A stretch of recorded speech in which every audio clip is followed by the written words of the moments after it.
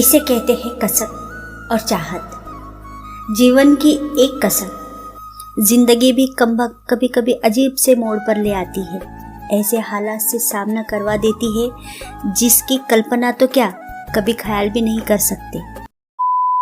अगर आपको कहानी सुनना पसंद है तो प्लीज़ लाइक, शेयर और सब्सक्राइब ज़रूर कर दीजिएगा। ट्रेन चलने को ही थी कि अचानक कोई जाना पहचाना सा चेहरा जनरल बोगी में आ गया। मैं अकेली सफर पर थी, सब अजनबी चेहरे थे। स्लीपर का टिकट नहीं मिला तो जनरल डिब्बे में ही बैठना पड़ा। मगर यहाँ ऐसे हालात में उस शख्स से मिलना जिंदगी के लिए एक संजीवनी के समान था। वो आया और मेरे पास ही खाली जगह पर बैठ गया। ना मेरी तरफ देखा, ना पहचानने की कोशिश की। कुछ इंच की दूरी बनाकर चुपचाप पास आकर बैठ गया। बाहर सावन की रिमझिम लगी थी, इस कारण वो कुछ भीग सा गया था। मैंने कनखियों से नजर बचाकर उसे देखा। उम्र के इस मोड़ पर भी कमबख्त वैसा का वैसा ही था। हाँ, कुछ भारी हो गया था, मगर इतना ज़्यादा भी नहीं। फिर उसके जेब में से चश्मा निकाला और मोबाइल में लग गया। चश्मा देखकर मुझे कुछ आश्चर्य हुआ। उम्र का यही एक निशाना उस पर नजर आया था कि आंखों पर चश्मा जड़ गया था। चेहरे पर और सर पे मैंने सफ़ेद बाल खोजने की कोशिश की, मगर मुझे नहीं दिखे। मैंने जल्दी से सर पर साड़ी का पल्लू डाल लिया। बालों को डाई किए काफ़ी दिन हो गए थे मुझे। ज़्यादा तो नहीं थे सफ़ेद बाल मेरे सर पे, मगर इतने ज़रूर थे कि गौर से देखो तो नज़र आ जाए।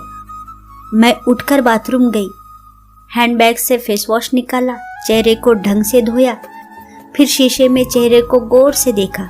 पसंद तो नहीं आया, मगर अजीब सा मुंह बनाकर मैं शीशा वापस बैग में डाला और वापस अपनी जगह पर आ गई।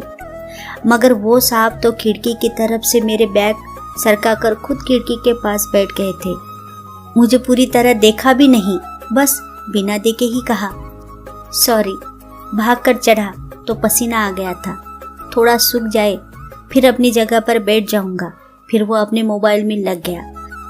मेरी इच्छा जानने की कोशिश भी नहीं की। उसकी यही बातें हमेशा मुझे बुरी लगती थी। फिर भी न जाने उसमें क्या था कि आज तक मैंने उसे नहीं भुलाया। एक वो था कि 10 साल में ही भूल गया। मैंने सोचा शायद अभी तक गौर नहीं किया, पहचान लेगा। थोड़ी मोटी हो गई हूँ, शायद इसलिए नहीं पहचाना। मैं उदास हो गई। जिस शख्स को जीवन में कभी भुला ही नहीं पाई, उसको मेरा चेहरा ही याद नहीं। माना कि ये औरतों और लड़कियों को तोड़ने की इसकी आदत नहीं, मगर पहचाना भी तो नहीं। शादीशुदा है, मैं भी शादीशुदा हूँ। जानती थी इसके साथ रहना मुश्किल है, मगर इसका मतलब ये तो नहीं कि अपने ख्यालों को, अपने सपनों को जीना छोड़ दूँ। एक तमन्ना थी कि कुछ पल खुद के उसके साथ गुजारूं। माहौल दोस्ताना ही हो, मगर हो तो सही। आज वही शख्स पास बैठा था जिसे स्कूल टाइम से मैंने दिल में बसा रखा था। सोशल मीडिया पर उसके सारे अकाउंट चोरी छुपके देखा करती थी। उसकी हर कविता, हर शायरी में खुद को खोजा करती थी। वो तो आज पहचान ही नहीं रहा। माना कि हम लोगों में कभी प्यार की पिंगी नहीं चली, ना कभी इजहार हुआ। हाँ, वो हमेशा मेरी केयर करता था और मैं उसकी केयर करती थी। कॉलेज छूटा तो मेरी शादी हो गई और वो फौज में चला गया। फिर उसकी शादी हुई। जब भी गाँव गई उसकी सारी खबरें ले आती थी। बस ऐसे ही जिंदगी गुजर गई। आधे घंटे से ऊपर हो गया। वो आराम से खिड़की के पास बैठा मोबाइल में लगा था। देखना तो दूर, चेहरा भी ऊपर नहीं किया। मैं कभी मोबाइल में देखती, कभी उसकी तरफ। सोशल मीडिया पर उसके अकाउंट खोलकर देखे, तस्वीर मिलाई। वही था, पक्का वही था, कोई शक नहीं था। वैसे भी हम महिलाएं पहचानने में कभी धोखा नहीं खा सकती। 20 साल बाद भी सिर्फ आंखों से पहचान ले। फिर अचानक टीटी आ गया। सबसे टिकट पूछ रहा था। मैंने अपना टिकट दिखा दिया। उसने पूछा तो उसने कहा नहीं है। टीटी बोला फाइन लगेगा। वो बोला लगा दो। टीटी ने कहा कहाँ का टिकट बनाऊं? उसने जल्दी से जवाब नहीं दिया। मेरी तरफ देखने लगा। मैं कुछ समझी ही नहीं। उसने मेरे हाथों में थमी टिकट को गौर से देखा, फिर टीटी से बोला कानपुर। टीटी ने कहा, कानपुर की टिकट बना कर दूं? टीटी ने कानपुर की टिकट बना कर दी और पैसे लेकर चला गया। वो फिर से मोबाइल में तल्लीन हो गया। आखिर मुझसे रहा नहीं गया, मैंने पूछ ही लिया, कानपुर में कहाँ रहते हो? वह मोबाइल में नजरें गड़ाए हुए बोला, कहीं नहीं। वो चुप हो गया तो मैं फिर बोली, किसी काम से जा रहे हो? वो बोला, हाँ। अब मैं चुप हो गई। वो अजनबी की तरह से बात कर रहा था और अजनबी से कैसे पूछ लूं कि किस काम से जा रहे हो? कुछ देर चुप रहने के बाद फिर मैंने पूछ ही लिया, वहाँ शायद आप नौकरी करते हो? उसने कहा, नहीं। मैंने फिर हिम्मत करके पूछा, तो किसी से मिलने जा रहे हो? वही संक्षिप्त में उत्तर, नहीं। आखिरी जवाब सुनकर मेरी हिम्मत नहीं हुई कि और भी कुछ पूछ लूं। अजीब आदमी था, बिना काम सफर कर रहा था। मैं मुंह फेर कर अपने मोबाइल में लग गई। कुछ देर बाद खुद ही बोला, ये भी पूछ लो, क्यों जा रहे हो कानपुर? मेरे मुंह से जल्दी से निकला, बताओ तो, बताओ क्यों जा रहे हो? फिर अपने ही उतावलेपन पर मुझे शर्म से आ गई। उसने थोड़ा सा मुस्कुराते हुए कहा, एक पुरानी दोस्त मिल गई जो आज अकेले सफर पर जा रही थी। फौजी आदमी हूँ, सुरक्षा करना मेरा कर्तव्य है। अकेले कैसे जाने देता, इसलिए उसे कानपुर तक छोड़ने जा रहा हूँ। इतना सुनकर मेरा दिल जोर से धड़का। नॉर्मल नहीं रह सकी मैं, मगर मन के भाव को दबाने का असफल प्रयत्न करते हुए मैंने हिम्मत करके पूछा, कहाँ है वो दोस्त? कमबख्त फिर मुस्कुराता हुआ बोला, यही मेरे पास बैठी है ना।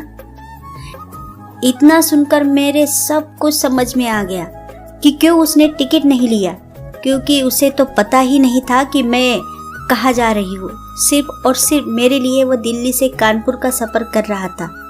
जानकर इतनी खुशी मिली कि आंखों में आंसू आ गए। दिल के भीतर एक गोल सा बना और फट गया।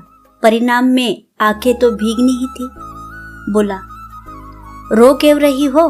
मैं बस इतनी ही कह पाई, तुम मर्द हो ना, नहीं समझ सकते। वो बोला, क्योंकि थोड़ा बहुत लिख लेता हूँ, इसलिए एक कवि और एक लेखक भी हूँ, सब समझ सकता हूँ। मैंने खुद को संभालते हुए कहा, शुक्रिया मुझे पहचानने के लिए और मेरे लिए इतना टाइम निकालने के लिए। वो बोला, प्लेटफॉर्म पर अकेली घूम रही थी, कोई साथ नहीं दिखा तो आना पड़ा। कल ही रक्षाबंधन था, इसलिए बहुत भीड़ है। तुमको यूँ अकेले सफर नहीं करना चाहिए। क्या करती, उनको छुट्टी नहीं मिल रही थी और भाई यहाँ दिल्ली में आकर बस गए। राखी बांधने तो आना ही था, मैंने मजबूरी बताई। ऐसे भाइयों को राखी बांधने आई हो जिनको ये भी फिक्र नहीं कि बहन इतना लंबा सफर अकेले कैसे करेंगी। भाई शादी के बाद भाई रहे ही नहीं, भाभुओं के हो गए, मम्मी पापा रहे नहीं। कहकर मैं उदास हो गई। वह फिर बोला, तो पति को समझना चाहिए, उनकी बहुत बिजी लाइफ है, मैं ज़्यादा डिस्टर्ब नहीं करती और आजकल इतना खतरा भी नहीं रहा, कर लेती हूँ मैं अकेले सफ़र। तुम अपनी सुनाओ, कैसे हो? अच्छा हूँ, कट रही है जिंदगी। मेरी याद आती थी? मैंने हिम्मत करके पूछा। वो चुप हो गया, कुछ नहीं बोला। तो मैं फिर बोली, सॉरी, यूं ही पूछ लिया, अब तो परिपक्व हो गए हैं, कर सकते हैं ऐसी बातें। उसने शर्ट की बाजू की बटन खोलकर हाथ में पहना वो तांबे का कड़ा दिखाया जो मैंने ही फ्रेंडशिप डे पर उसे दिया था। बोला, याद तो नहीं आती पर कमबख्त तेरी याद दिला देता था। कड़ा देखकर दिल को बहुत सुकून मिला। मैं बोली, कभी संपर्क क्यों नहीं किया? वह बोला, डिस्टर्ब नहीं करना चाहता था, तुम्हारी अपनी जिंदगी है और मेरी अपनी जिंदगी है। मैंने डरते डरते पूछा, तुम्हें छू लूं? वो बोला, पाप नहीं लगेगा? मैं बोली, नहीं, छूने से नहीं लगता। और फिर मैं कानपुर से उसका हाथ पकड़कर बैठी रही। बहुत सी बातें हुई। जिंदगी का एक ऐसा यादगार दिन था जिसे आखिरी सांस तक नहीं भुला पाऊँ। वह मुझे सुरक्षित घर छोड़कर गया, रुका नहीं, बाहर से ही चला गया। जम्मू थी उसकी ड्यूटी थी, चला गया। उसके बाद उससे कभी बात नहीं हुई क्योंकि हम दोनों ने एक दूसरे को फ़ोन नंबर भी नहीं दिया। हालांकि हमारे बीच कभी भी नापाक कुछ भी नहीं हुआ। एक पवित्र सा रिश्ता था, मगर रिश्तों की गरिमा बनाए रखना ज़रूरी था। फिर ठीक 1 महीने बाद मैंने अखबार में पढ़ा कि वो देश के लिए शहीद हो गया। क्या गुजरी होगी मुझ पर वर्णन नहीं कर सकती, उसके परिवार पर क्या गुजरी होंगी पता नहीं। लोक लाज के डर से मैं उसके अंतिम दर्शन भी नहीं कर सकी। आज उसे मिले 1 साल हो गया है। आज भी रक्षाबंधन का दूसरा दिन है। आज भी सफ़र कर रही हूँ, दिल्ली से कानपुर जा रही हूँ। जानबूझकर जनरल डिब्बे का टिकट लिया है मैंने। अकेली हूँ, न जाने दिल क्यों आस पाले बैठा है कि आज फिर आएगा और पसीना सूखने के लिए उसी खिड़की के पास बैठेगा। एक सफ़र वो था जिसमें कोई हमसफ़र था, एक सफ़र आज है जिसमें उसकी यादें हमसफ़र है। बाकी ज़िंदगी का सफ़र जारी है। देखते हैं कौन मिलता है, कौन साथ छोड़ता है। दोस्तों, अगर आपको कहानी पसंद आई है तो प्लीज़ लाइक, शेयर और सब्सक्राइब ज़रूर कर दीजिएगा। Thank you.